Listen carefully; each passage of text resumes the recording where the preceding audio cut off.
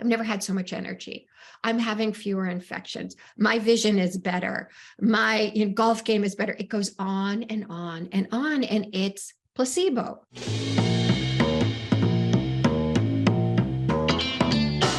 We're told that there are groundbreaking therapies on the horizon, right? That will help us prevent, treat, and slow down chronic diseases like cancer and Alzheimer's much more efficiently. But while we're waiting, many of us are asking ourselves, what can we do right now on a personal level to optimize our health? It makes sense to me that we want to be in good health to be able to benefit from these revolutionary therapies when they arrive. But the problem is that we are flooded with health advice, and even the most reputable experts often share misleading or just wrong information that may even cause harm.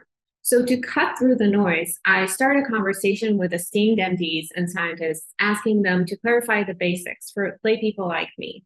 How can I know whether a biohacking trend or recommendation are truly worth and safe trying?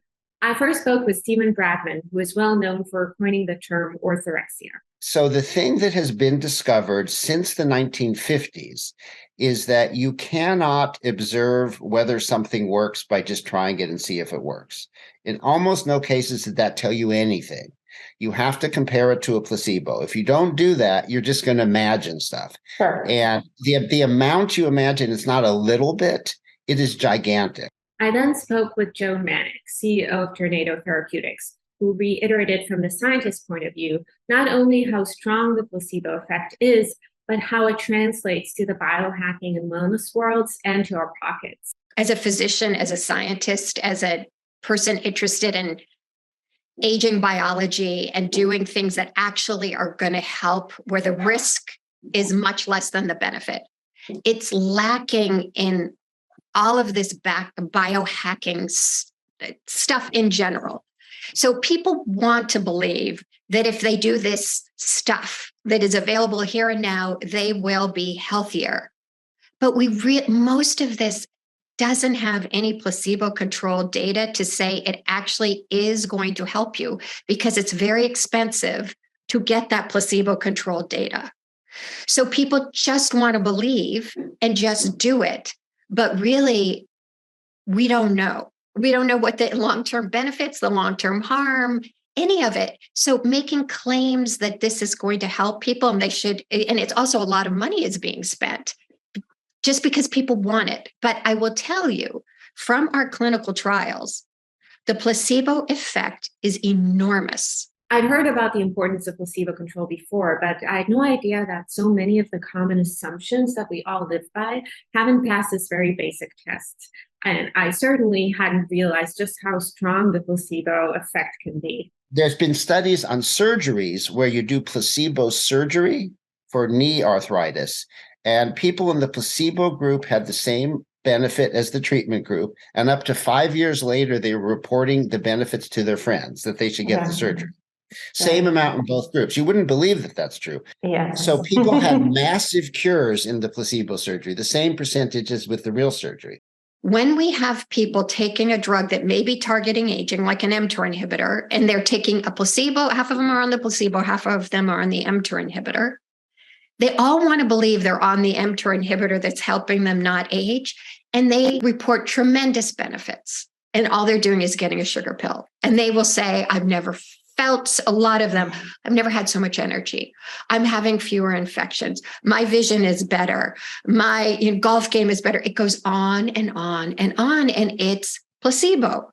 So all of this biohacking, people want to believe it's helping them. And just because they say I'm better doesn't actually mean the biohacking is making them better. It can be in their heads. The word double blind means the person taking the placebo doesn't know it and the observer doesn't know it. But what they did is they broke the blind for the observers. They told the doctors who was taking the drug and who was taking the placebo, but they told half of them backwards. Okay?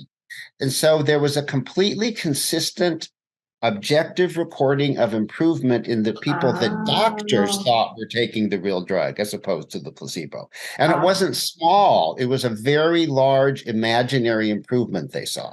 Placebo is not always possible, which makes the design of diet and exercise studies very challenging. We'll get to that later, but what about supplements? You can placebo control supplement studies with no problem. And no supplement works for anything. Supplements do not work. They've been studied so extensively in double-blind studies, and they just fail and fail and fail. And so, like with vitamin C, everyone thought vitamin C helped the common cold when I was younger because one of the world's most famous scientists said it. And when you finally did the studies on it, vitamin C does literally nothing for colds. It is absolutely has no effect on how long they last, how likely you are to get it, what your symptoms are. It doesn't do anything.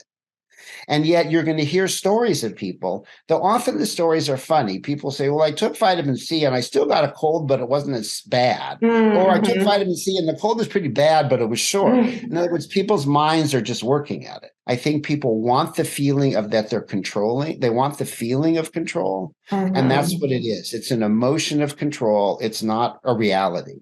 This made me wonder, what about alternative medicine, especially practices like acupuncture, which have been around for ages?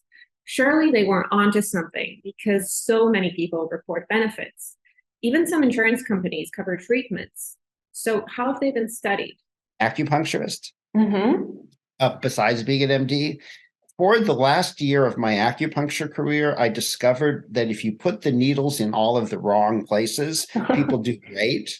And I was deliberately doing ones that should make you worse rather than better. People loved it. Didn't make any difference. There's been 700 or 800 studies on acupuncture. The studies are very consistently showing it does not work. So acupuncture doesn't lack evidence to prove it. It has a huge amount of evidence to disprove it. It's a totally imaginary field. And it's this huge field. It's wonderful. I love acupuncture. A lot of my friends are acupuncture. I had to give it up because it is nonsense. It's a medieval form of medicine, and most medieval things were not actually right. This blew my mind. It clarified that we can't trust our direct experience, or more accurately, we need to be aware that our minds play a big role in shaping our perception of our experience. Through the acupuncture case, we've witnessed that without placebo-controlled studies, the evidence looked really strong. So what about studies where placebo control is not always possible?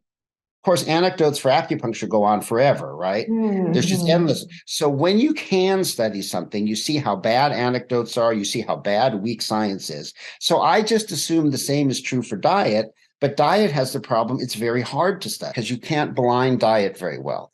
I don't even know how you would go about doing it. And when there's no source of reliable information, it's not a good excuse to say, okay, let's just use unreliable information instead. No, let's just admit we don't know. And there may not even be any way to know. Okay, how about exercise then? How do we study that? I think exercise actually makes a difference for health. I think that's a high effect size. It's really hard to study exercise too. You can't placebo control it, but it's starting to be high effect size. So if you have 25% reductions when people start exercise and then stop it and start it, that's very big. That's unlikely to be placebo effect. I couldn't swear by it.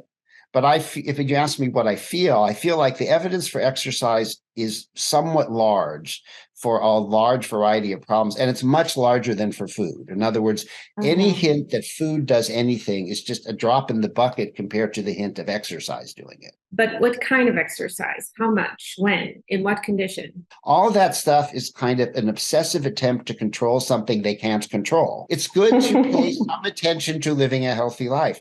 If that is the focus of your life, it is pathetic.